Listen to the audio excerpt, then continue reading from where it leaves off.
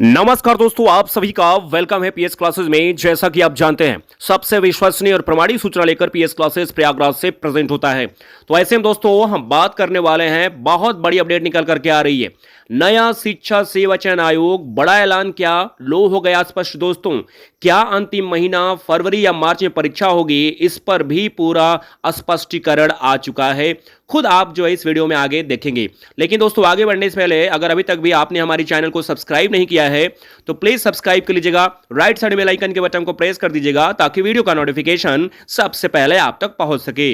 दोस्तों आपको बता देना चाहते हैं कि उत्तर प्रदेश में नया शिक्षा सेवा चयन आयोग जो है प्राथमिक से लेकर के हायर तक की परीक्षा कराने की जिम्मेदारियां लिया है।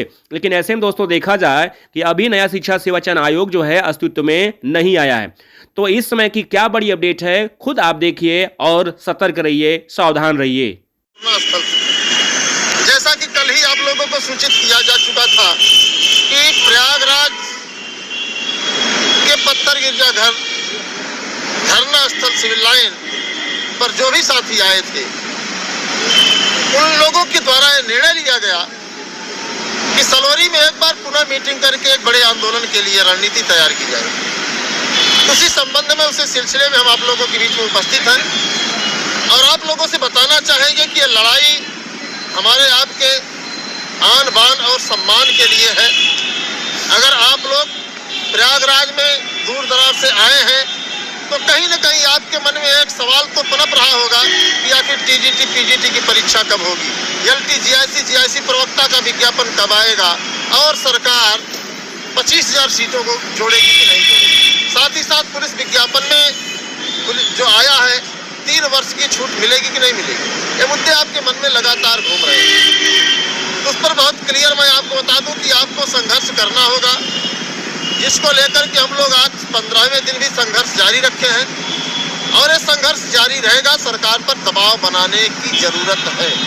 सरकार वैसे भी दबाव में है, चुनावी वर्ष है। मैं आप सभी को बताना चाहूँगा, इस चुनावी वर्ष का हमें आपको फायदा उठाना है, लाभ उठाना है। और अगर हम इस चुनावी दौर में सरकार से कुछ चीज़ों को भुना नहीं पाते हैं तो निश्चित तौर पर उत्तर प्रदेश के नौजवानों के लिए सबसे बड़ी नाकामयाबी होगी। सरकार रोजगार के मूड पर छात्रों का दमन करती है, मुकदमे लाती है, जेल भेजती है।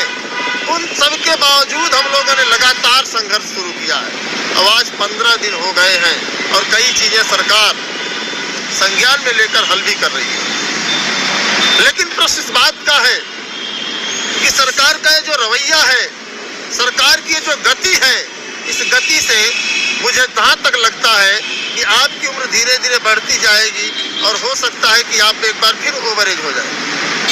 तो हमें आपको इस गति को और तेजी से सरकार करे, इस बात को लेकर के हम लोग जो है लगातार आंदोलन जारी रखेंगे। और आप सभी से अपील भी है कि आप लोग आंदोलन का हिस्सा बने। ये लड़ाई आपकी है और ये लड़ाई अकेले नहीं लड़ी जा सकती। इसमें आप सब तन मन धन से सहयोग करिए, समर्थन करिए, आंदोलन स्थल पर आइए और आपकी आवाज़ सरकार तक आसानी से पहुंच रही है। बहुत ज़्यादा प्रयास नहीं करना है।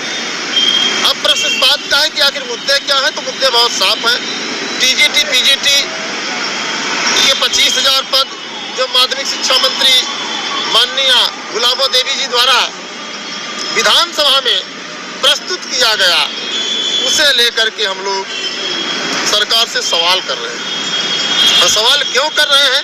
क्योंकि उन 25,000 पदों को अगर माध्यमिक शिक्षा सेवा चयन बोर्ड द्वारा जो 4163 पदों का विज्ञापन जारी किया गया है, उसमें जोड़ दिया जाए तो जो 13,19,000 फार्म भरने वाले हमारे युवा हैं, उनको एक बेहतर मौका मिल जाएगा और उनको रोजगार भी मिलेगा। और प्रदेश में जो शिक्षकों की भारी मात्रा में कमी है, उसको भी जो है पूरा किया जा सकता है। हालांकि अगर देखा जाए माध्यमिक विद्यालयों में लगभग 48 से 49,000 पद खाली हैं, लेकिन जो पद सरकार ने इकट्ठा किया है, सरकार ने जो है सार्वजनिक किया, उस पर हम लोग सवाल कर रहे हैं। साथ ही साथ तदर्थ शिक्षकों के मामले पर बताऊंगा आपको कि सरकार तदर्थ शिक्षकों पर मेहरबान है और हम लोग चाहते हैं कि जो सुप्रीम कोर्ट संजय सिंह बनाम उत्तर प्रदेश सरकार एंड अदर के मामले में निर्णय आया है, सरकार उस निर्णय का अनुपालन करते हुए पूरे पदों को जोड़ करके विज्ञापन में परीक्षा संपन्न कराए।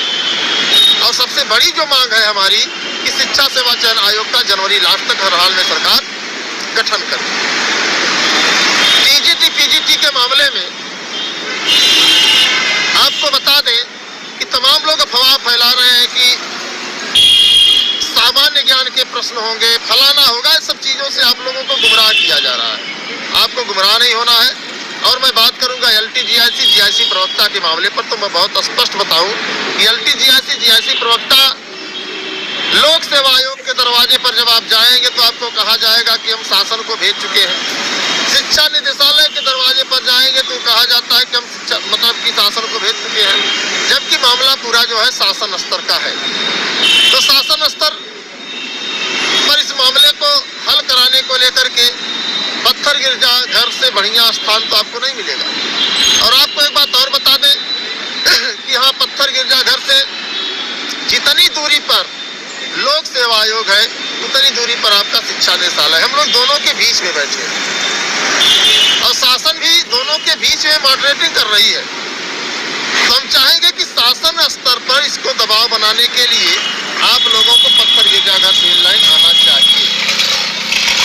और आप लोग आएंगे नहीं तो सरकार जल्दी विज्ञापन देगी भी नहीं। इसी तरीके से प्राथमिक विद्यालयों की अगर बात करें तो